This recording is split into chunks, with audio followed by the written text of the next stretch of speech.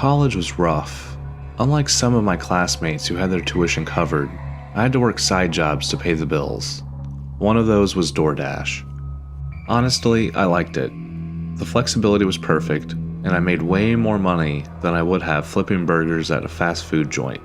Living in a college town meant there were always orders to pick up, especially at night when drunk students ordered food like their lives depended on it. Most nights were uneventful. Sure, I saw my share of weird stuff. Kids passed out in bushes, house parties spilling into lawns, but it was all harmless, and even a little funny. Then there was that night. The night that made me quit DoorDash forever. It was a Wednesday, nothing special. I had finished studying earlier than expected, and my friends were either working or busy. With nothing else to do, I decided to hop into my car and turn on the app. Orders came flooding in immediately. For the first hour, it was great. Short drives, good tips, everything was going smoothly. By the time midnight rolled around, I was ready to call it a night. My earnings were solid, and I was starting to get tired. I was just about to log out when a new order popped up. Chinese food, with a prepaid $50 tip. My first instinct was to decline. It was for an address 15 minutes outside of town, in the middle of nowhere. But $50? That was hard to pass up. Sighing, I hit the accept button, promising myself this would be my last delivery of the night. The pickup was easy. I was in and out of the restaurant within minutes, the warm bag of food resting on my passenger seat as I followed my GPS out of town. The further I drove, the darker it got. Streetlights disappeared, and the road turned to gravel.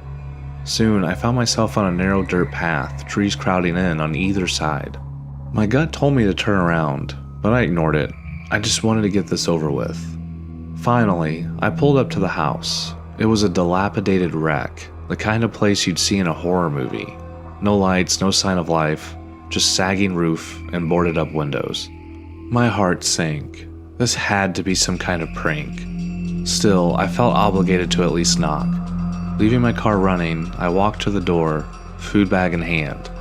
I knocked twice. Nothing. I wasn't going to stick around. I set the bag down on the porch, snapped a photo for proof of delivery, and hightailed it back to my car. Once inside, I completed the order on the app and logged out for good. It was over. Or so I thought. As I drove back to town, an uneasy feeling crept over me. It was like I was being watched. I locked the doors and kept glancing in my rearview mirror, but the road behind me was empty. I told myself I was just spooked from the creepy house and tried to focus on getting home. When I finally hit the edge of town, I breathed a sigh of relief. The bright lights and familiar streets were comforting, but the nagging feeling of dread didn't go away. To distract myself, I reached for my phone to check for messages, but it slipped from my hand and fell into the back seat. I turned my head slightly to see where it had landed and froze. There, in the shadowy floorboards behind the passenger seat, were legs. Someone was lying down, hiding in the back of my car. My chest tightened, and my mind raced. I didn't scream, didn't make any sudden moves. Whoever it was didn't want me to know they were there, at least not yet. I gripped the steering wheel so tightly my knuckles turned white. What should I do? My mind was in full-blown panic mode. But then I saw it, a sign for the campus police station, just a block away. Forcing myself to stay calm, I turned into the parking lot and stopped the car. I got out casually, walking to the building, and immediately broke down. Through tears, I explained the situation to the officer at the desk. He shouted for backup, and within moments, 2 officers approached my car with guns drawn.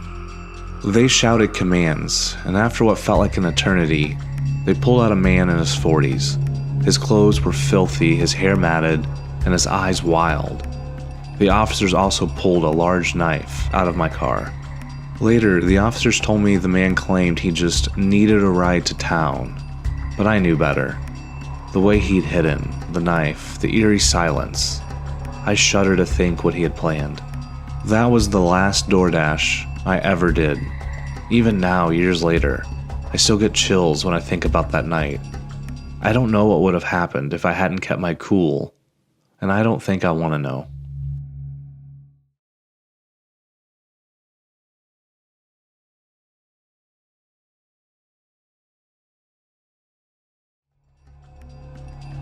2 years ago, my fiancée Stephanie and I experienced a New Year's Eve that still haunts me to this day.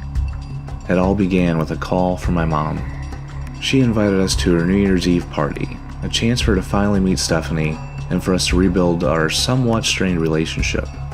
My parents' divorce had driven a wedge between us, mainly because I suspected my mom's drinking was the root cause. Despite my reservations, I agreed. But a last-minute plumbing disaster at our house meant the party was moved to her new boyfriend, Roger's place. From what little she had told me about Roger, he was private, controlling, and didn't really like guests. The thought of spending the evening with an awkward atmosphere didn't thrill me, but for my mom's sake, I went along with it. We arrived at Roger's modest but impeccably clean home. My mom greeted us warmly, but my first impression of Roger was unsettling. He was stiff, reserved, and seemed irritated by the presence of people. When I went into the kitchen to drop off a dish, I noticed a door with a heavy-duty lock on it. It looked completely out of place in an otherwise normal house. "What's in there?" I asked Roger, half joking. His icy glare and curt response, "None of your business," sent a chill through me. Roger continued to glare at me until I finally left the kitchen. The night dragged on. Roger barely interacted with anyone, instead standing near the kitchen like a sentry. His gaze frequently drifted towards the locked door, making it clear that he was guarding whatever lay behind it. Stephanie whispered to me that she was dying to know what was inside, teasing that as a locksmith, I could probably get it open. I dismissed the idea. Roger was way too vigilant. That changed when my mom convinced Roger to leave and fetch a bottle of wine she had left at her place. His reluctance was palpable, but eventually he stormed out, slamming the door behind him. As soon as he was gone, Stephanie gave me that look. I knew I'd lost the argument before it even started. I ran out to my car and grabbed a few small tools. I thought it should be enough to open the lock quick. With my tools in hand, I worked on the lock while Stephanie kept watch. It was tougher than I expected, but eventually it clicked open. We slipped inside, shutting the door quietly behind us. The room was pitch black, until Stephanie found the light switch. When the lights flicked on, my stomach dropped. One wall was covered in photos of young women, all bound and gagged. A table nearby was lined with jars filled with body parts, fingers, ears, eyes. The air felt heavy, suffocating as my brain struggled to process what I was seeing. Stephanie tugged at my arm, her voice trembling. She said we needed to leave now. She was right. I relocked the door and we quickly returned to the living room, trying to act normal. But as we turned to leave, I bumped into Roger. His eyes burned with suspicion as they darted between me and the kitchen. Without another word, he shoved past me and headed straight for the locked door. I grabbed Stephanie's arm and we bolted out the front door, not daring to look back until we were halfway down the street. Even then, I saw him standing in the doorway, watching us drive away. That night, we debated calling the police. Was what we saw real? Could it have been some grotesque prank? But my mom's frantic call an hour later confirmed our worst fears. Roger had kicked everyone out after we left, screaming at her to leave too. I told her what we'd seen and begged her to stay away from him. Then I called the police. They said they'd investigate, but when they called me back the next morning, they reported the room was empty, completely cleared out, and Roger was gone. To this day, I can't shake the feeling of dread that follows me. I see his face in my nightmares and worry he might come back someday. But what haunts me the most is the thought of those women, what they endured, and the fact that Roger still might be out there, free to do it all again.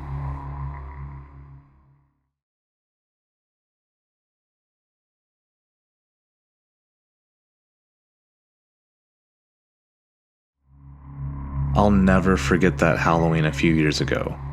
My best friend Katie and I were still on our post-college partying phase.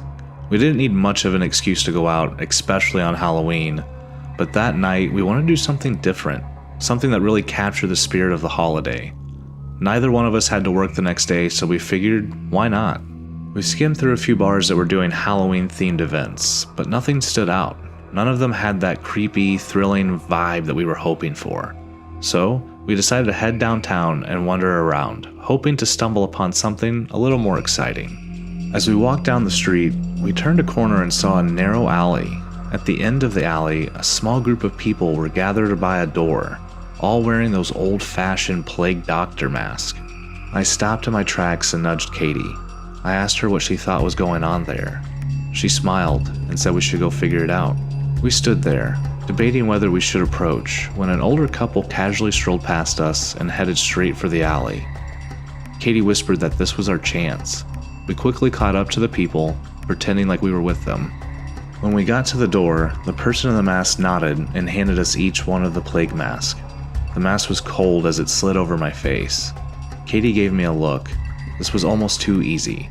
With no idea what to expect, we followed the couple inside. As soon as we walked through the door, I realized this wasn't some typical Halloween party. The room was set up like a makeshift church with rows of chairs facing a small stage. There were at least 30 people sitting down, all wearing the same eerie mask, their face hidden behind those beak-like noses. I whispered to Katie that this was really weird and that we should leave. But Katie, always the thrill seeker, nudged me back. She convinced me to stay a little bit longer to figure out what was actually going on. I reluctantly agreed, but insisted we wouldn't stay long. We found 2 empty seats in the back and sat down, feeling completely out of place. The atmosphere was thick with anticipation, the room lit only by dim candles placed along the aisles and on the stage. A few minutes passed, and then the lights dimmed even further. The only light left was the flickering glow of the candles. Suddenly, a figure appeared on the stage. They were wearing a mask like the rest of us, but it was red and far more elaborate, almost regal. The air in the room felt heavy as everyone stood up in unison. Katie and I quickly followed suit, standing awkwardly with the others. Without warning, the entire room began chanting in a low, rhythmic tone. It was an ominous hum, something ancient and unsettling. My stomach knotted, and I grabbed Katie's hand, giving it a tight squeeze. I whispered that we needed to leave now. Katie didn't argue this time. She squeezed my hand back, her face hidden behind the mask, but I could feel her unease. We slowly shuffled towards the edge of the aisle, trying not to draw attention. But as we reached the end, we were blocked by someone else wearing a mask. I froze, my heart pounding in my chest, thinking for sure we were caught. The figure silently handed each of us a small cup. I stared down at it, the dim light barely illuminating the thick red liquid inside. It looked like blood. My stomach turned as I wondered if it really could be blood. I glanced at Katie and saw her hand trembling, the cup shaking slightly. That was it. I wasn't sticking around to find out what this was. I set my cup down on the chair and grabbed Katie by the arm, tugging her towards the door. We tried to move casually, but my heart was racing. Another figure stood near the exit, watching us. For a moment, I thought they were going to stop us, but I pushed past them, yanking Katie along with me, and bolted out the door. We didn't stop running until we were out of the alley and back on the main street. Breathing heavily, we ripped off the masks and tossed them to the ground. We stumbled into one of our usual bars, collapsing into chairs as we tried to catch our breath. We sat there in silence for a few minutes, trying to process what just happened. The whole thing felt surreal, like a twisted nightmare we just escaped from. We tried to talk about it, but neither one of us knew what to say. We never called the cops. What would we even say? To this day, I have no idea what we walked into that night, but whatever it was, I'm just thankful we got out when we did.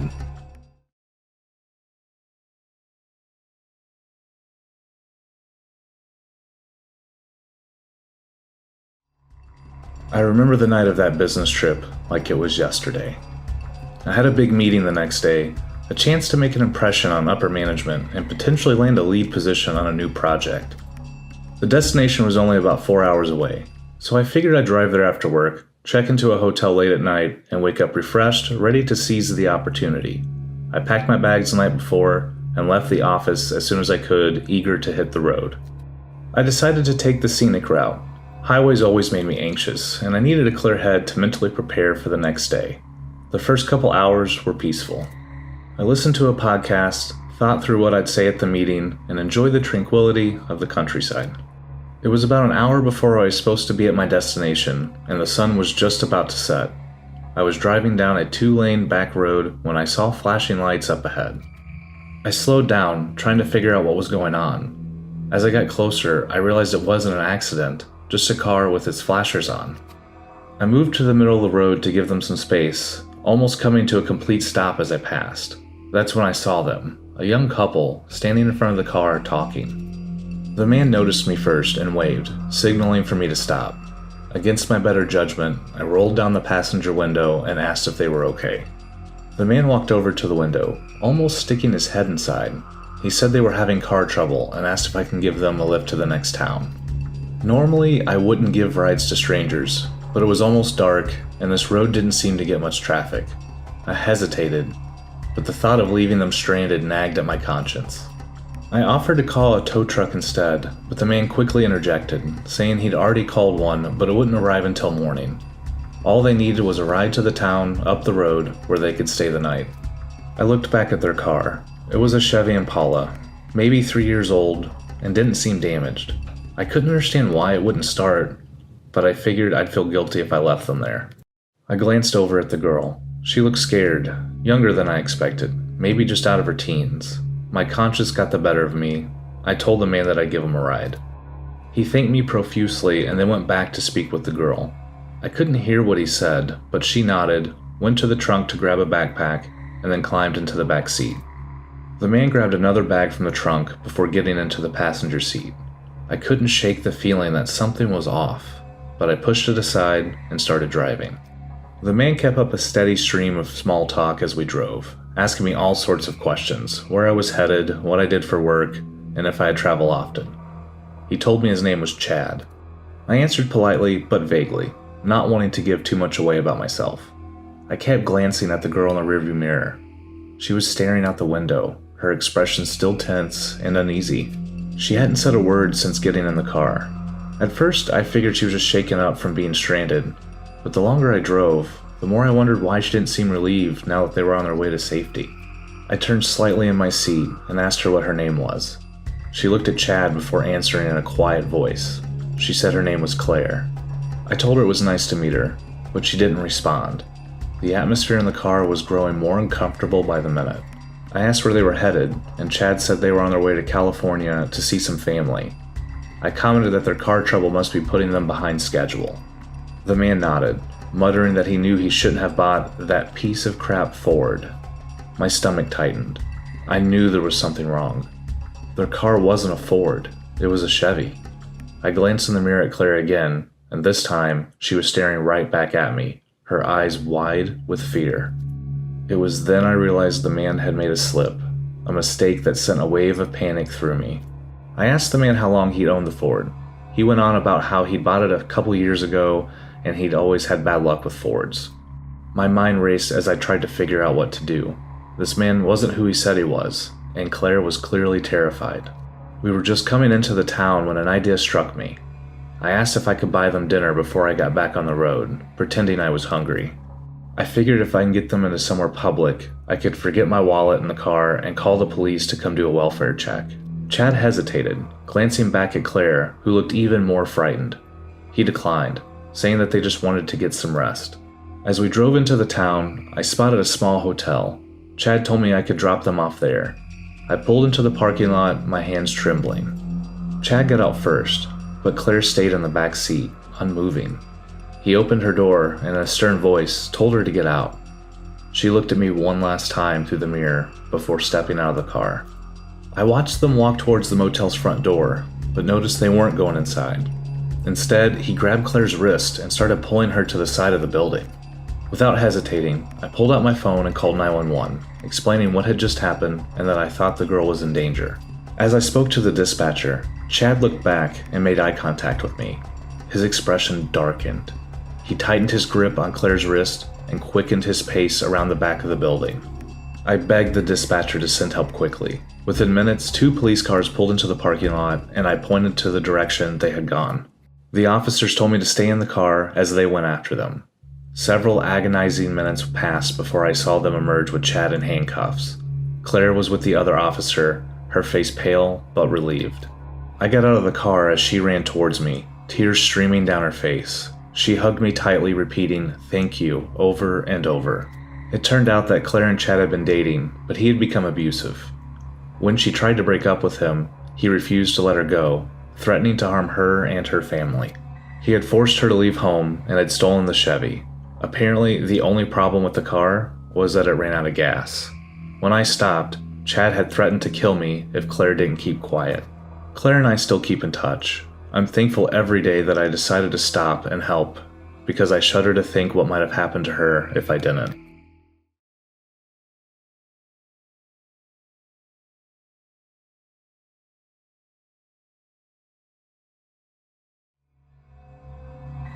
It was supposed to be an unforgettable night, but not like this. Every New Year's Eve, I find myself replaying it in my head, even though I'd give anything just to forget it. It started innocently enough. I was a freshman in college, just dipping my toes into campus life. Samantha, my best friend, and I decided to join a few classmates at a frat party to ring in the new year. We arrived early, around 8 p.m., and the place was just starting to buzz. Music thumped throughout the house, and the smell of cheap beer and cologne filled the air. We found our group and started dancing, sipping on lukewarm drinks. It was barely 8:30 when the yelling started. It was the police. They must have heard about the party, knew there would be underage drinking, and decided to bust it. The music screeched to a halt and chaos erupted. Samantha grabbed my arm, her wide eyes mirroring my panic. Underage and holding cups, we knew the campus police wouldn't go easy on us. I whispered to Samantha to come on, grabbing her by the arm. I saw another group of people headed out a door that led away from the police shouts. I pointed and dragged Samantha with me as I ran to follow the others. We followed them into a dimly lit hallway, stumbling through a maze of closed doors. Samantha and I had no idea where we were going, and every sound of shouting made my heart beat faster. And that's when we saw him. A guy, maybe mid-20s, stepped out of one of the doors. He had an air of confidence, like he knew the place inside and out. We told him the police were here and we needed to find a way out. He nodded and told us to follow him. He led us down the hall through a narrow exit and out into the cold night air. Relief washed over me as I stepped into freedom. We profusely thanked the guy for getting us out. He laughed and told us no problem, and that he was sorry our night got ruined. We told him it was okay. We were just glad we got out before the police got to us. We told him we were just going to head back to our place before we got into more trouble. As we turned to leave, he stopped us. He said he was actually headed towards another party not too far from here. He said it was going to be more low-key than the one here, and didn't expect any police to show up. I hesitated. Something about him felt off, but Samantha, always the adventurous one, was already intrigued. I told her we should probably try and meet up with our other friends from the party. Samantha said she had already tried texting them, but hadn't heard back from them.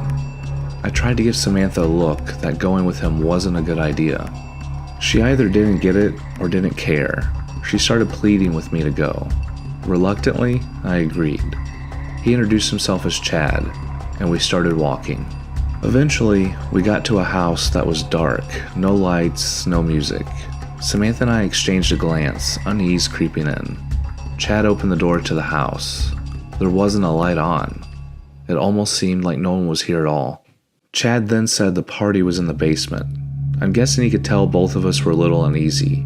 He opened a door and said it was down there. We cautiously followed Chad into the basement. Sure enough, there was a small group of people lounging around drinking from what looked like a fully stocked bar. I did a silent breath of relief. For a moment, I thought Chad was going to kidnap us or something. Samantha and I grabbed a drink from the bar and found a couch to sit at. Chad told us he was going to say hi to some of his friends and left us alone. For a while, it seemed harmless. Samantha and I sat on the couch, chatting and sipping drinks, though the eerie quiet of the party nagged at me. Around 11 p.m., we debated on leaving to watch the ball drop with our friends, and then a drunk guy stumbled towards us, slurring his words and clutching a beer. Samantha rolled her eyes, whispering, "Creeper alert." But before he could even say anything, he tripped. The beer spilled all over me. I jumped off the couch. I was cussing the guy out, wiping a spilled beer off my clothes. When I looked up, he had a pure look of panic on his face. He was almost in tears and apologizing. But the drunk guy wasn't apologizing to me. He was facing a guy in the corner of the room. The guy stood up and slowly started walking our way. The man walked only a few feet away from the drunk guy. He stood there, his presence commanding. He towered over the drunk guy, who was now on his knees, shaking uncontrollably. "You know the rules," the man said coldly. The room fell silent. 2 other people left the room, returning moments later with a chair, a small table, and a hammer. My stomach dropped. They forced the drunk guy into the chair, pinning his hand to the table. Then the man turned to me. The man held out the hammer, as if he wanted me to take it. I froze. I looked at the hammer, then back at the man. I was terrified. Why was this man handing me a hammer? "Here, we take our rules very seriously," he continued. "Spill a drink and pay the price. Since he ruined your night, you are the one who gets to punish him." The drunk guy looked up at me, tears streaming down his face. He said, "Please just do it. If you don't, it'll be worse." Samantha grabbed my arm, whispering, "Let's leave." But no one else in the room moved to stop what was happening. I wanted to leave, but I had the feeling they wouldn't just let us walk out of there. I looked at Samantha, who was in tears. I then looked back at the man, who was still holding the hammer out to me. I took the hammer, my hands trembling. The guy pinned to the chair looked at me in the eye and told me to hit hard or it wouldn't count. My breath caught in my throat. Every part of me screamed to drop the hammer and run, but I knew, deep down, I wouldn't get far. I swung. The crack of bone against metal echoed the room, followed by a scream. My stomach churned as I stepped back, dropping the hammer. The man laughed, patted me on the shoulder, and told me good job. He snapped his fingers, and someone turned back on the music. And just like that, the room returned to normal. It was as if nothing had happened. Even the guy whose hand I just smashed was already walking up to the bar, grabbing some ice for his hand.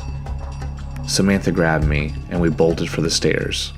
No one stopped us. We didn't speak until we were outside, gasping for air. Tears streamed down Samantha's face, and my hands wouldn't stop shaking. We never told anyone that night what happened. Not our friends, not the police, no one. But every New Year's Eve, I can still feel the weight of that hammer in my hand. I still hear the crack, the scream, and the cold indifference of everyone in that room. It's a night I'll never forget, and it's a night I'll never stop wishing I could.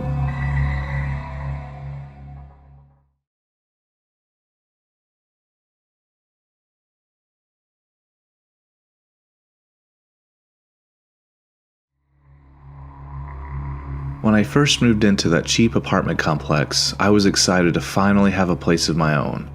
I had been living with my parents for far too long, but with my new job, I had just enough money to get out and start my own life.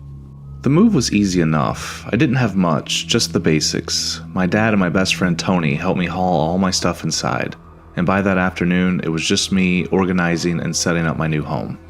And that's when I saw him for the first time, my neighbor. I was grabbing a box from the truck when I noticed him standing outside his door, staring blankly ahead. I figured it'd be nice to introduce myself, but the second I took a step towards him, he turned and disappeared inside, slamming the door shut behind him. I thought it was strange, but I brushed it off. Not everyone is friendly, and I didn't really care as long as he kept to himself. That evening, after hours of unpacking, I decided to cook a simple dinner. As I was stirring the food, I heard a weird clicking noise. It was rhythmic, deliberate, and coming from my neighbor's apartment. I tried to ignore it, but it got louder, turning into a banging sound, like something heavy repeatedly hitting the wall. It was irritating, but I didn't want to start any problems right away, so I let it go and went to bed. The next night, I got home from work late. I grabbed a beer and sat on my small patio to unwind. That's when I heard it again, sounds coming from my neighbor's place. This time, it wasn't just banging, it was voices. It sounded like arguing, but I couldn't make out any words. I leaned forward, trying to hear more clearly, but it was all muffled. Something about it made my stomach twist. The next day, Tony came over to check out the place and hang out. As we sat in the kitchen talking, we heard the neighbor's door slam shut. The window was open, and I saw my neighbor walk past. I stood up and watched him get into his car and drive away. Tony asked me what I was doing, and I told him about the weird noises. As we talked about it, a muffled bang echoed from the neighbor's apartment. We both turned towards the wall. Then another, a steady thudding like something or someone was trying to get attention. Then I heard it. A faint yell, barely audible but unmistakable. I asked Tony if he had heard it, but he shook his head. I strained to listen again, but it was gone. Just the soft thuds against the wall. I started to feel sick. Something wasn't right. Tony, being Tony, was way less cautious than me. He suggested we check it out. I was against it, but Tony was already at the neighbor's front door, peering through a small gap in the blinds. I reluctantly followed and listened. The banging continued. Tony tried the doorknob, but it was locked. He grinned at me like this was some kind of adventure. Then he knocked. I felt my pulse in my throat. No response. He knocked again. Still nothing. But the banging, it got louder. Then another muffled cry. This time Tony heard it too. His smirk faded. Tony looked at me and asked if I thought someone could be in trouble. I wanted to believe it was nothing, but deep down, I knew that wasn't true. Tony, always full of bad ideas, suggested we hop over the patio balcony to peek inside. I argued, but he insisted. If we called the cops and it turned out to be nothing, I'd look like a paranoid idiot. I hesitated, but curiosity and concern won out. We climbed over. The neighbor's patio door was unlocked. I slid it open, just enough to peek inside. The place was nearly empty. No decorations, barely any furniture. But the banging was louder in here, coming from the bedroom. Tony pushed me forward and we crept through the dark apartment. The bedroom door was slightly ajar. The noise was definitely coming from inside. We stepped closer and slowly pushed the door open. The room was almost bare, just a stained mattress on the floor, and a closet. Now I was sure the banging noise was coming from inside that closet. Tony and I exchanged a nervous glance. My hands were shaking as I reached for the closet handle. I hesitated, then yanked the door open. Inside, a woman was bound and blindfolded, her wrists and ankles tied. She flinched at the sudden light, then started sobbing when she realized we weren't the man who put her in there. I unfroze and quickly untied her. She was frantic, telling us that we had to leave now. Between her panic breaths, she explained our neighbor had kidnapped her days ago. He had gone to school with her, asked her out, and when she rejected him, he took her. Then we heard a car engine outside. I peeked through the blinds. The neighbor was back. We had seconds to react. We helped the woman to the balcony and hurriedly climbed back over. I was the last one. Just as I swung my leg over, I saw the neighbor's front door open. We ducked inside my apartment, locking the door behind us. My heart was pounding so hard I thought I might pass out. The woman grabbed my phone and dialed 911. I told her to hide in the bathroom. Then came a knock. No, not a knock. A pound. Tony and I exchanged wide-eyed looks. We knew exactly who it was. The pounding got more violent. I heard his voice through the door. He said he was looking for his girlfriend and wanted to know if we'd seen her. My stomach dropped. I cracked the door open just a sliver. There he was, eyes dark, scanning my apartment behind me. My voice shook as I told him I hadn't seen anyone. He stared me down for an agonizing few seconds, then finally stepped back. He said I better not be lying to him, his voice full of both anger and nervousness. I told him I wasn't. Then, without another word, he stormed off. I watched him get into his car and speed away. Minutes later, the police arrived. The woman was taken to the hospital, and days later, the neighbor was caught and arrested. Even now, I still get chills thinking about it. I had lived next to him for less than a week and almost didn't question what I heard. I almost ignored it. But what if we hadn't checked? What if we had just gone to bed? I don't even want to think about what would have happened to that woman. Even now, I don't sleep as easily as I used to.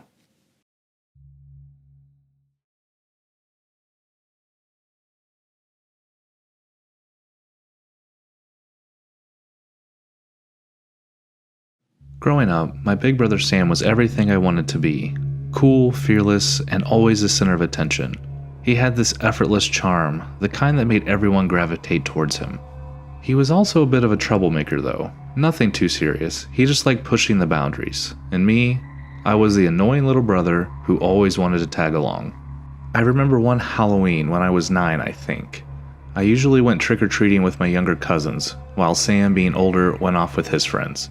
But that year, I was determined to go with Sam. I begged him over and over until finally he sighed and said fine. But he said I'd have to go through initiation first.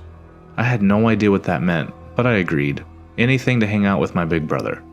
Halloween night came and I was buzzing with excitement. I put on my Spider-Man costume and rushed into Sam's room. He wasn't even dressed yet, which really confused me. When he saw me, he just grinned. He said I had forgotten that I had to pass the initiation test before I could go out with him and his friends. I actually had forgotten about it. I nodded and asked what it was. Sam just laughed and told me I'd find out soon. He grabbed his car keys and told me to get in. Sam drove to pick up his friends Rico and Pete. They were laughing the whole way while I sat in the back, unsure of what was coming. We pulled up in front of this old, abandoned house. It looked like it was ready to collapse, with broken windows and a sagging roof. I asked Sam why we were here. Sam turned to me, his face serious for once. He then told me about the house, a story I will never forget. He said, years ago, a guy killed his wife in there, chopped her head off. They say every Halloween, her ghost, headless, wanders around looking for her head. A chill ran down my spine. I asked Sam if he was just trying to scare me, and he shook his head no, but Pete and Rico were obviously trying to keep from laughing, but failing to do so. I couldn't tell if Sam was being serious or not. Sam then asked me if I still wanted to go out with him and his friends. I nodded my head yes. He then told me what I had to do. He told me I had to go inside, get a pumpkin from the second floor, and bring it back. If I did that, then I could go out with them. And if I didn't, then he was taking me home. I didn't want to admit how terrified I was. I glanced at the house, then back at Sam. I wanted so badly to impress him, to prove I wasn't just his annoying little brother. So, I agreed to do it. As I got out of the car, Rico and Pete couldn't keep their failed attempts of laughing in. But I couldn't tell if they were laughing at me, or just the situation. The front door of the house was unlocked, so I pushed it open and stepped inside. It smelled like dust and mold. The floor creaked under my feet, and the dim light filtering through the windows barely lit the way. I spotted the staircase right away, its steps sagging and rotting.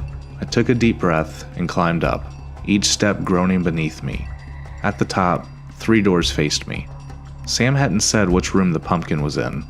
I opened the first door. Nothing but trash scattered across the floor. The second room was the same. My heart pounded as I approached the third door, the one at the end of the hall. It was darker in there, no windows to let the fading daylight in. I pushed the door open. The room was pitch black, and I couldn't see anything. I stepped inside, squinting, trying to make out the shape of the pumpkin. Then, I heard a voice. "I don't think you should be in here, kid." My heart stopped. The voice was low, coming from the far corner of the room. I didn't want to see who or what it was. I screamed and bolted for the stairs, my feet barely touching the steps as I ran down. As I reached the bottom, I crashed into someone. For a split second, I thought it was the ghost, but then I looked up and saw Sam. I tried to tell him that someone was up there, but it was probably barely understandable. Sam laughed. He told me that no one was up there, and he had just made the whole story up, and that I made it way further than he expected. I shook my head, trying to convince him, but before I could say another word, we both heard it, the creak of footsteps above us. We froze, staring up at the ceiling. The footsteps grew louder, moving towards the top of the stairs. Then we heard a door slowly creak open. Without saying a word, Sam grabbed my arm and dragged me out of that house. We scrambled into the car, and Sam peeled out of the driveway, his friends shouting in confusion. As we sped away, I glanced back at the house. There, in one of the second-floor windows, a figure stood, a man. He was watching us, smiling. Sam didn't say a word for the rest of the drive. I had never seen him so scared. To this day, we don't know who or what was in that house, but I do know one thing. Sam never brought up initiation again, and we never went back.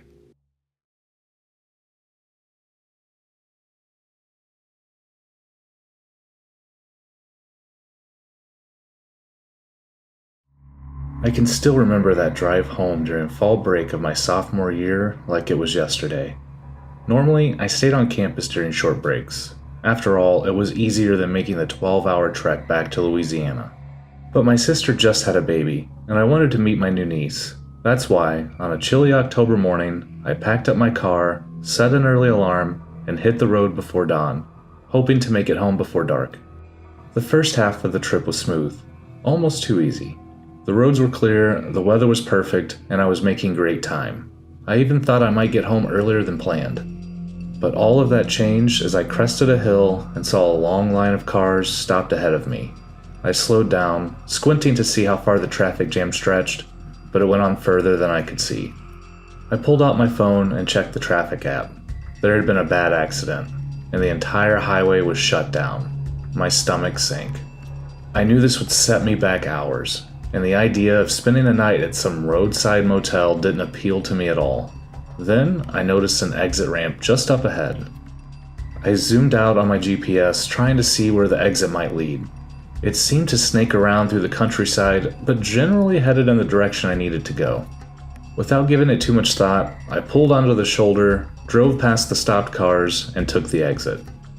For a while, I felt good about the decision. I was moving again, and the road was peaceful, winding through thick woods with no other cars in sight. But after about 20 minutes, I noticed something strange. My GPS kept telling me to turn around. I ignored it, figuring it would reroute me soon enough. But the further I went, the more remote the area became. The occasional building I passed looked abandoned, and the road seemed to stretch endlessly into the wilderness. I started to get that uneasy feeling you get when you know you've made a mistake. I grabbed my phone to check the GPS again, but now there was no signal, and the map wouldn't load. My frustration grew. I debated turning around but hesitated. I didn't want to lose any more time. As I was mulling it over, something caught my eye on the side of the road. A little girl stood there, just off the shoulder, staring directly at me. I hit the brakes, my heart thudding in my chest. Why was there a little girl out here, in the middle of nowhere? She couldn't have been more than 7 or 8, wearing a simple white dress that seemed out of place against the backdrop of the dying trees. I didn't even have time to wonder if I should stop my car before there was a loud bang from underneath my car. I felt the vehicle lurch forward and struggled to keep control as I slowed to a stop. I got out and walked around to the passenger side, already fearing the worst. Sure enough, my front tire was completely blown. A jagged piece of metal was lodged in the rubber, making it clear this wasn't something I could just patch up. As I stared at the ruined tire, I suddenly remembered the little girl. My attention had been so focused on her that I hadn't seen the metal in the road. But when I looked back to where she'd been standing, she was gone. I scanned the area, but there was no sign of her. I knew I hadn't imagined it. She was there, as clear as day, but now she was nowhere to be found. Something wasn't right about this place. I decided to change the tire as quickly as possible and get out of there. I popped the trunk, pulled out the spare, and started jacking up the car. As I was loosening the lug nuts, I heard a faint rustling in the woods behind me. I froze, listening. The trees were thick, and the light was beginning to fade, making it hard to see anything beyond the first few rows of trunks. I waited, but when nothing else happened, I shook it off and went back to work, moving faster now. That's when I heard it, a soft, trembling voice calling out for help. I turned towards the sound, my heart pounding. It was the little girl. She was somewhere in the woods, her voice so weak I could barely hear her. I yelled out to her, asking if she was okay and where she was.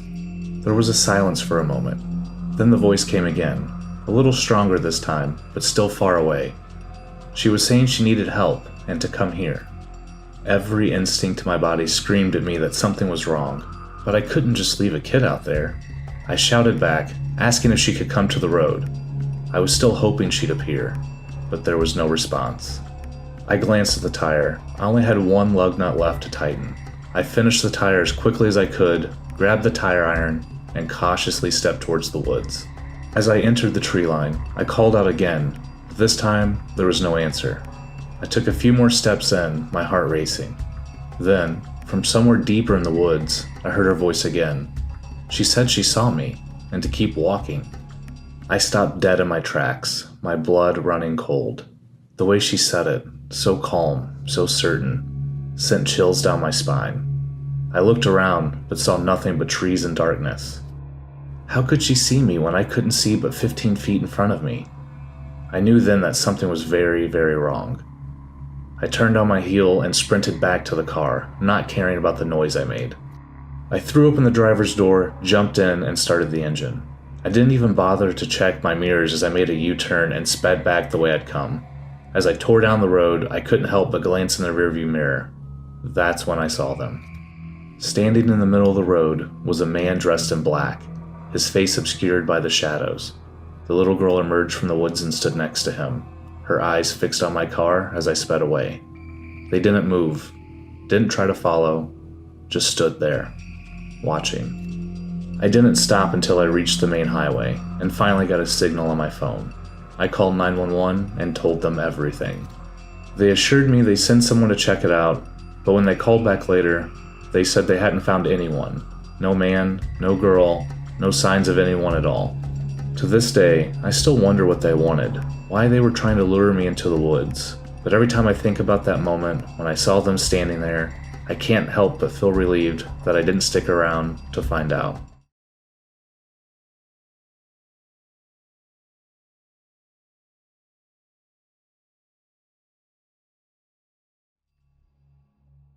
For years, my friend and I had hunted together.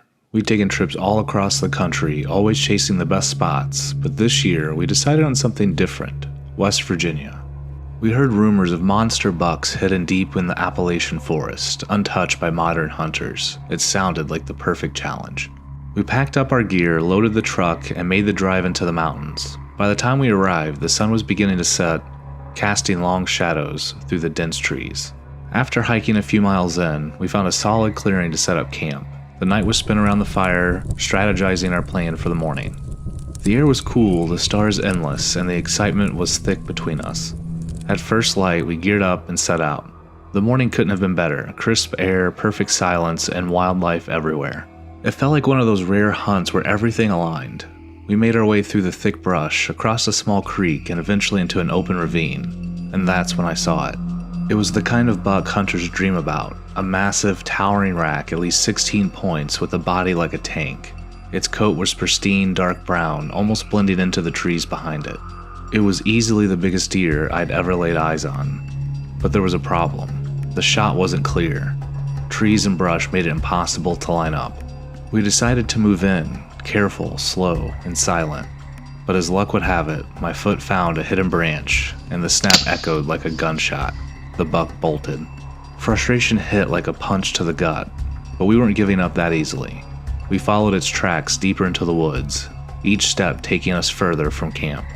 The excitement kept us moving, but after a while I realized how deep we had gone. The sun was dipping lower, and the last thing we needed was us to be navigating these unfamiliar woods in the dark. We hesitated, debating on whether we should turn back. That's when we heard it. Something moved just out of sight. Not the quick, nervous steps of a deer, but something else, slow, deliberate.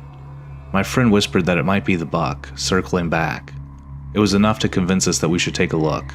The sound led us into a clearing, but instead of the deer, we found something else: a cabin. At first glance, it looked like a hunting lodge, small and well used. A rack stood outside, meant for hanging and cleaning kills. It seemed normal, until I looked closer. Lining the far side of the cabin were stakes driven to the ground, each one topped with a skull. At first, I thought they were all animals: deer, bears, wolves, but then my stomach turned. One of them was different. It was human. I barely had time to process it before I noticed something else. Backpacks, at least half a dozen, stacked against the cabin's wall. Beyond them, fresh graves, uneven mounds of dirt scattered haphazardly. My friend had moved to the window. I wanted to tell him to get away, but he motioned me over, his face pale. Against my better judgment, I stepped closer and peered inside. The walls were lined with trophies, not just animal skulls, but human ones, mounted like hunting prizes. Bones were scattered across the floor, some cracked open like someone had taken a blade to them. A hunting knife sat on the table nearby, its edge still wet with something dark. A wave of nausea hit me, but before I could react, we heard it. Footsteps. Someone was coming.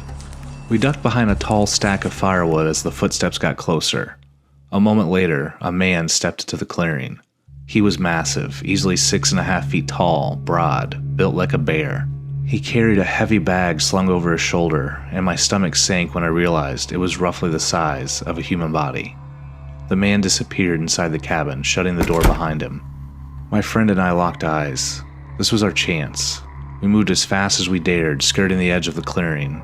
We were almost to the tree line when the cabin door swung open. I turned, locking eyes with the man. For a second, we just stared at each other. Then, without a word, he turned back inside. That was worse than if he had just charged us. We bolted, crashing through the trees. Then the gunshot started. Bullets tore through branches, splintering bark, whizzing past us. One hit a tree inches from my face. Another buried itself in the dirt near my foot. We ran until our lungs burned, until the gunshots faded into the silence, until we saw our truck. We didn't pack up, we didn't hesitate. We jumped in and tore down the dirt road, not stopping until we had cell service. The police met us and escorted us back to our camp. Some of our gear was still there, but our guns, food, and packs were gone.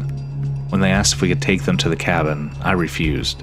Instead, I did my best to mark its location on a map. A few weeks later, I called to check in. The officer on the other end sighed before telling me the truth. They hadn't found it. No cabin, no bones, no graves, nothing. I don't know what was worse, the idea that they never found the place, or the thought that maybe, just maybe, the man had packed up and moved somewhere else, somewhere new.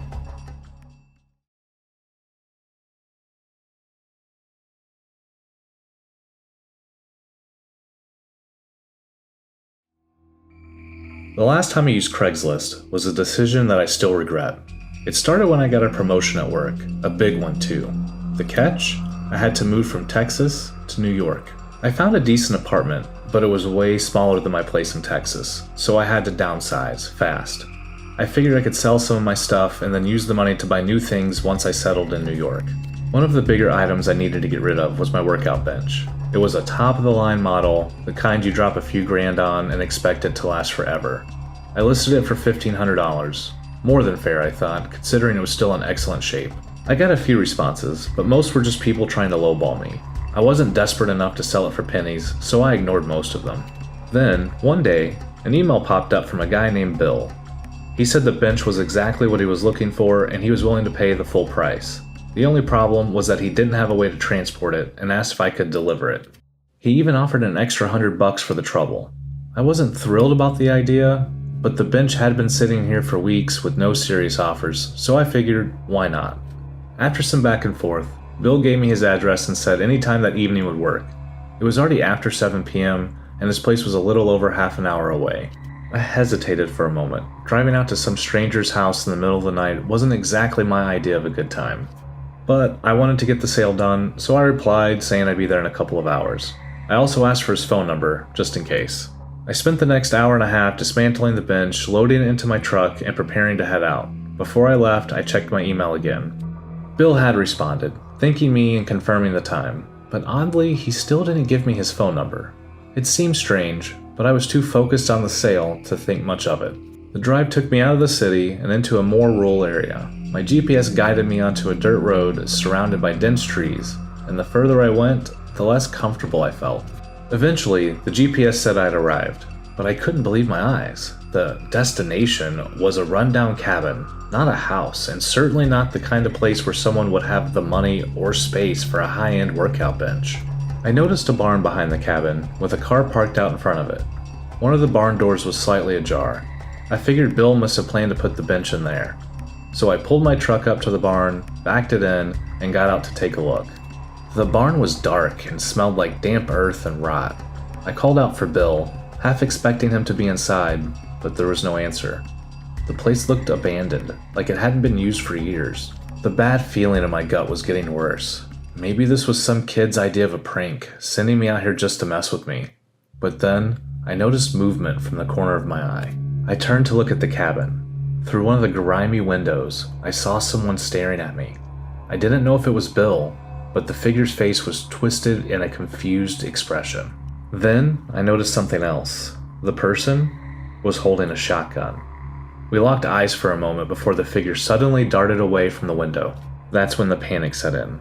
Whoever that was, It was time to get out of there.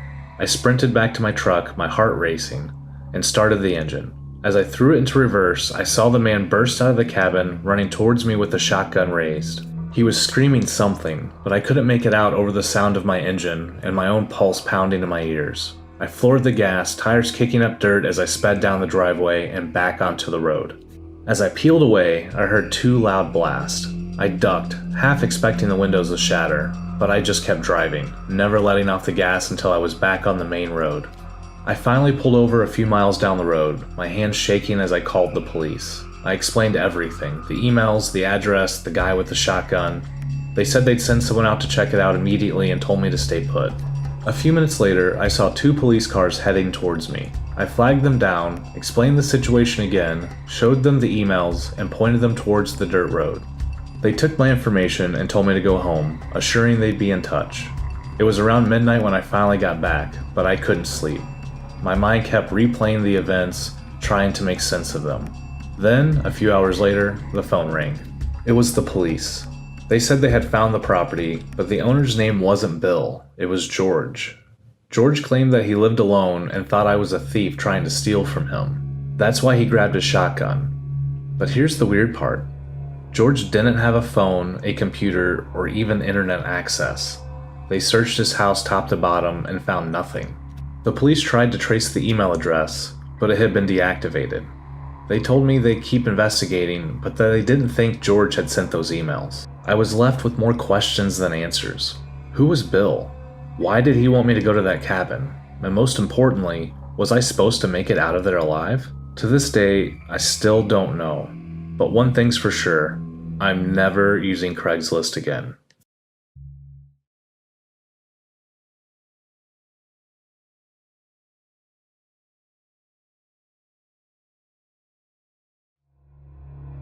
Graduating college was supposed to be the start of a new life, but instead of working my dream job, I found myself stuck in a part-time retail gig and picking up grocery deliveries through Instacart for extra cash. It wasn't glamorous, but it kept me afloat while I tried to land something in my field. Most of the time, Instacart was easy money. Shop for a few groceries, drop them off at the door, and move on to the next order. But one delivery changed everything. It was a sunny afternoon, nothing out of the ordinary. I was going through the app when an unusual order popped up. Black salt, chili powder, candles, a bag of charcoal, and a bottle of red wine. Weird shopping list, but who was I to judge? It took me longer than usual to find everything. Black salt wasn't exactly on the main shelves, but I managed. With the bags in tow, I drove to the address, a small house tucked just outside of town. The house itself was charming, surrounded by trees and set far enough back to feel secluded.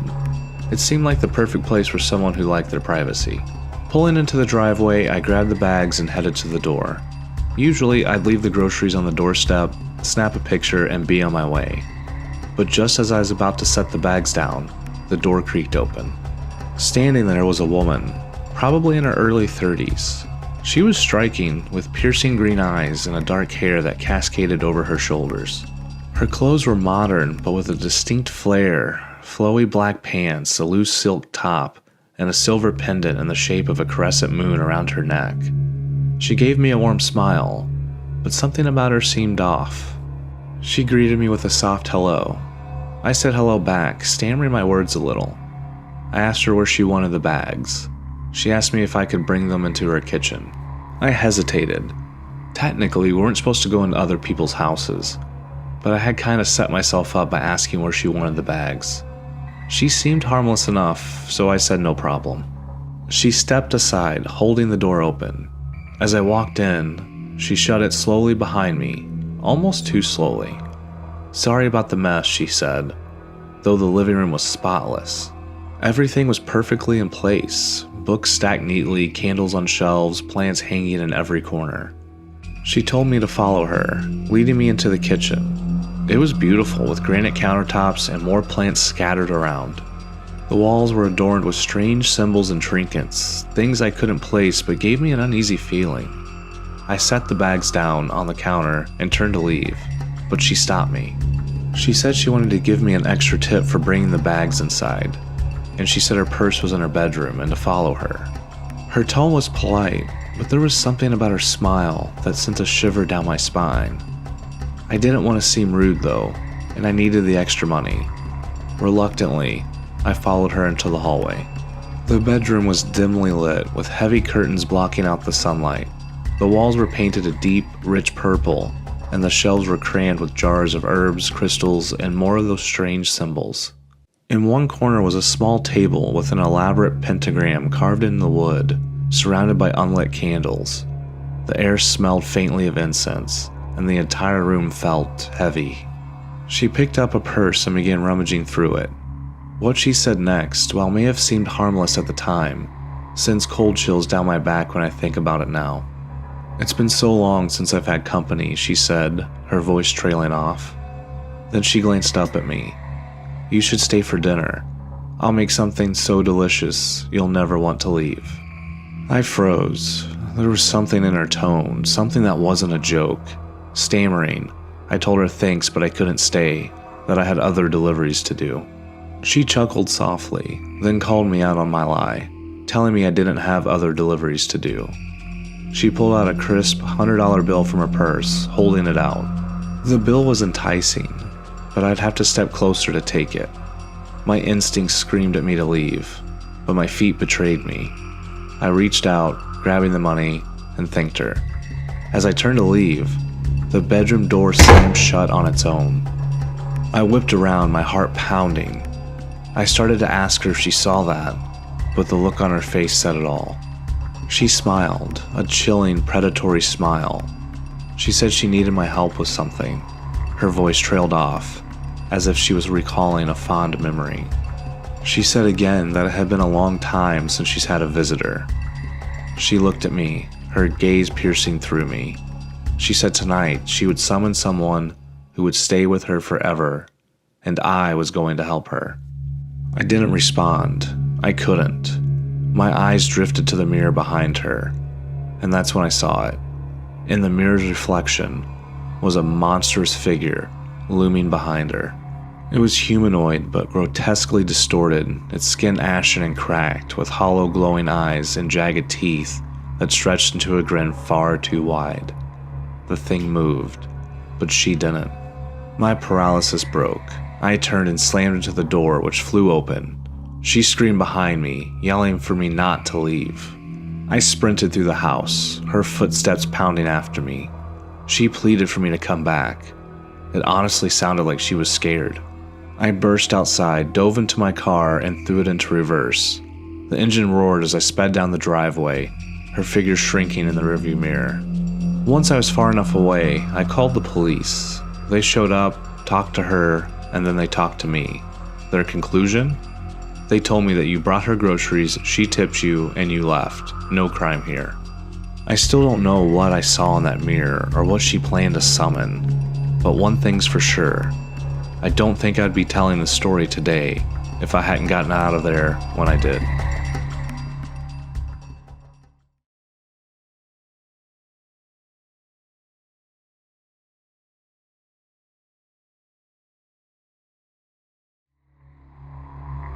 When I was in high school, I was on our school soccer team. We were pretty good, and even made nationals one year.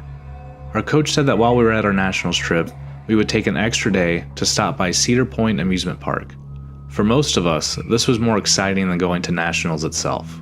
As promised, after nationals were over, our coach took us to the amusement park. My teammates and I hopped from roller coaster to roller coaster, stuffing ourselves with cotton candy and fries. It was the perfect day. Until I ate that chili dog. Within minutes, I felt my stomach turn. I knew it was bad. I had to rush to the bathroom, my friends tagging along out of concern. But by the time I got to the stall, I was doubled over, sweating, and completely sick. My friends waited a while, but they were eager to catch one last ride before the park closed. I waved them off, told them I'd meet them at the buses. I didn't want to ruin their day. Big mistake. I don't know how long I was in that bathroom, but by the time I stumbled out, the park was eerily silent. The rides were turned off, the lights dimmed, and worst of all, it was pitch black outside. I stood there for a second, trying to collect myself. but the queasiness from earlier left me shaky and disoriented. I had no idea how much time had passed, but I knew I had to get back to the buses. This was also during a time before everyone had cell phones, so I had no way of contacting my coaches or friends. I tried to retrace my steps, but nothing looked familiar in the dark. I started calling out, hoping to find a worker or someone to point me in the right direction, but the only sound was a distant hum of machinery winding down for the night. Panic set in when I realized I was completely alone. I walked faster, still calling out, when suddenly I heard a voice.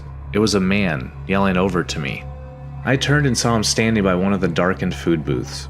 He looked like an employee wearing a Cedar Point polo, and he was older, maybe in his 50s.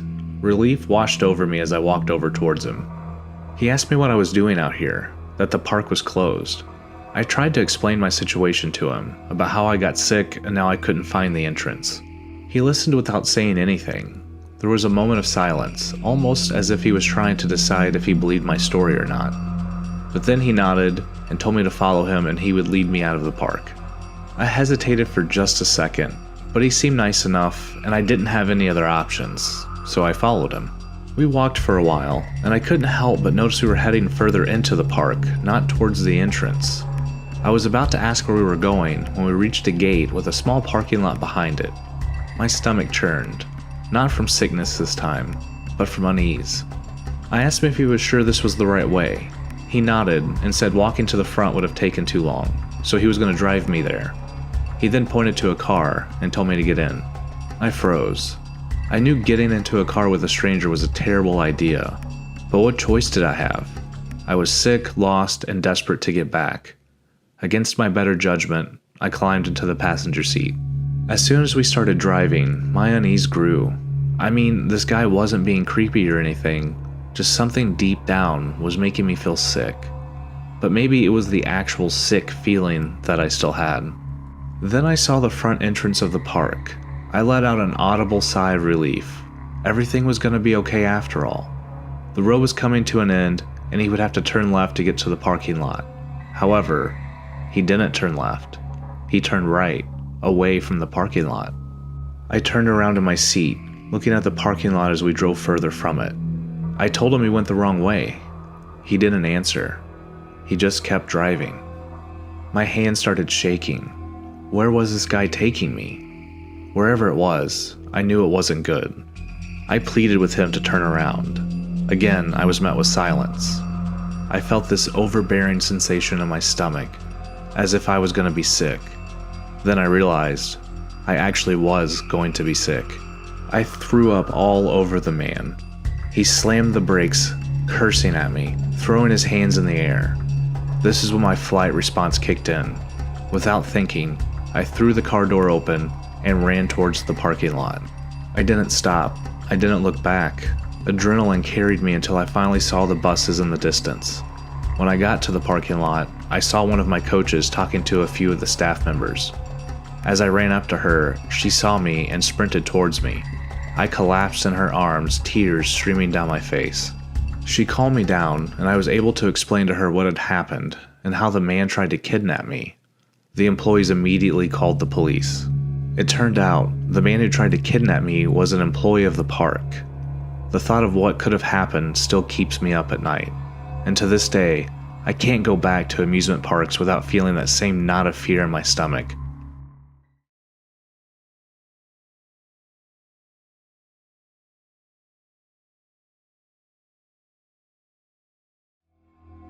I work for a security company that takes on a variety of jobs, often at odd hours. One job in particular still haunts me. It was a request from a nearby city. A local cemetery had been vandalized several times over the past few weeks, and they wanted someone to keep watch, catch the culprits, and report them to the police. The task fell to me, and I figured it'd probably be a quick and easy job. Probably just some bored high school kids, I thought. As I drove to the cemetery, I called my boss to get more details. He said the person who called on the request had been oddly vague, offering no specifics about the vandalism or even where it had occurred. The caller had simply said, "You'll know it when you see it." My boss and I laughed it off, and I assured him I'd report to him as soon as I got there. I arrived at the cemetery within about an hour of daylight left. Parking my car just outside the gates, I walked in, expecting to see signs of graffiti or broken headstones. but there was nothing. No damage, no littering, nothing. I found it strange, especially considering the ominous warning from the caller. Did someone clean up before I got there? I called my boss and he told me to stay put and keep an eye out for anything unusual.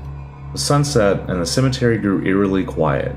I was patrolling near the far end when I heard faint noises, a low murmur of voices. Turning off my flashlight, I crept towards the sounds, climbing a small hill that overlooked a clearing. What I saw made my blood run cold. A group of people stood around a bonfire, chanting something I couldn't quite make out. It sounded wrong, dark even. I noticed a man emerging from the shadows, pushing a wheelbarrow towards the fire. Even in the dim light, I could see that whatever was in the wheelbarrow was heavy and it was moving. My heart raced as I realized this must be the reason why we were called here. There was no way I could handle this alone. It looked like some kind of ritual, possibly a demonic cult. I knew I needed evidence for the police, so I pulled out my phone to snap a picture. That's when I made my mistake. The flash was still on. As soon as I took the photo, the bright light lit up the area. The group turned towards me, and I dropped down, cursing under my breath. I peeked over the hill again and saw them point in my direction, but they seemed confused at what had just happened. I slowly backed away and then turned and ran, dialing 911 as I sprinted to my car. I breathlessly explained the situation to the dispatcher, who told me to wait by my car for the police. I waited until 3 police cars arrived, lights flashing. I led them back to the clearing. The fire was still burning, but the group had vanished. The wheelbarrow was still there though, and when the officers checked it, they found a sticky red substance that looked disturbingly a lot like blood. I told them everything I'd seen. They took my statement and then sent me home, promising to investigate further. To this day, I've never heard anything more about that night. No arrest, no follow-ups from the police, nothing. I often wonder what was in that wheelbarrow, and what that group was really up to. The memory still gives me nightmares, and sometimes I wake up in a cold sweat. The image of that eerie scene burned into my mind.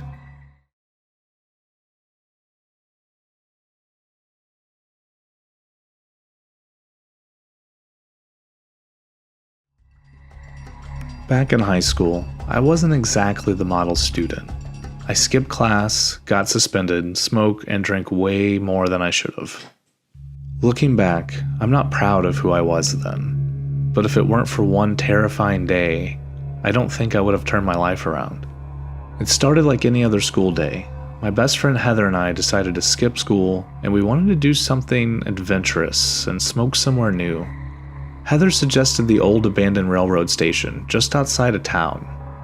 This was a no-brainer, remote, creepy, and perfect for a couple of thrill-seeking teenagers. We parked at a gas station, just a short walk from the railroad station, and made our way onto the property. It was massive, and though it was abandoned, it still looked like it had been frozen in time. Dirty, but surprisingly intact. As we wandered through the building, we found a ladder leading to the roof. Smoking on the roof sounded fun, so we climbed up and settled near the edge. The view was incredible. For a while, we just laughed, talked, and forgot about the world below us, until we heard voices. I peeked over the side, my heart pounding. 4 men standing below us, their voices low and rough. I couldn't make out what they were saying, but something about them screamed trouble. They looked like the kind of guys you didn't want to cross, scruffy, muscular, and dangerous. Heather whispered to me, asking what was going on. I motioned for her to be quiet, my eyes glued to the scene below. The men talked for a few more minutes, until one of them picked up a metal pipe from the ground. Suddenly, one of the other men dropped to his knees pleading. "I'm sorry, I didn't mean to," he cried. The guy with the pipe didn't seem to care. Without warning, he swung it, cracking the man across the head. I gasped, loudly. The sound of my reaction echoed in the stillness, and I stumbled backwards, making even more noise on the metal roof. Silence fell below. They heard us. I knew it. Then I heard one of them yelling for someone to go up and check it out. Heather and I were frozen for a moment, our minds racing. Then, she spotted another ladder on the far corner of the roof. We crept to it as quietly as we could. The sounds of boots climbing the ladder behind us was growing louder. We reached the second ladder and looked down. It led straight to the ground. Without hesitation, we started climbing. My hands were shaking so badly I almost slipped, but we made it all the way down. The moment our feet hit the ground, we ran. I've never ran so fast in my life. The men were shouting now, something about girls and don't let them get away. But I didn't look back. We sprinted to Heather's car, jumped in, and sped off, hearts pounding. Back in town, we went straight to the police station. At first, they didn't seem to take us seriously, but after we described the men and the attack in detail, they acted quickly. A few days later, we learned the police had arrested the men. The guy who got hit with the pipe survived, though just barely. From what we were told, the whole thing had been about some drugs the guy had lost. If those men had found us that day, I know we wouldn't have made it out alive. That event haunted me for a long time, but in a way, I'm thankful it happened. It scared me straight. I quit skipping school, stopped hanging around bad influences, and got my life together. Even now, years later, I can't pass by that old railroad station without a shiver running down my spine. It is a reminder of how close I came to losing everything, and how lucky I am to still be alive.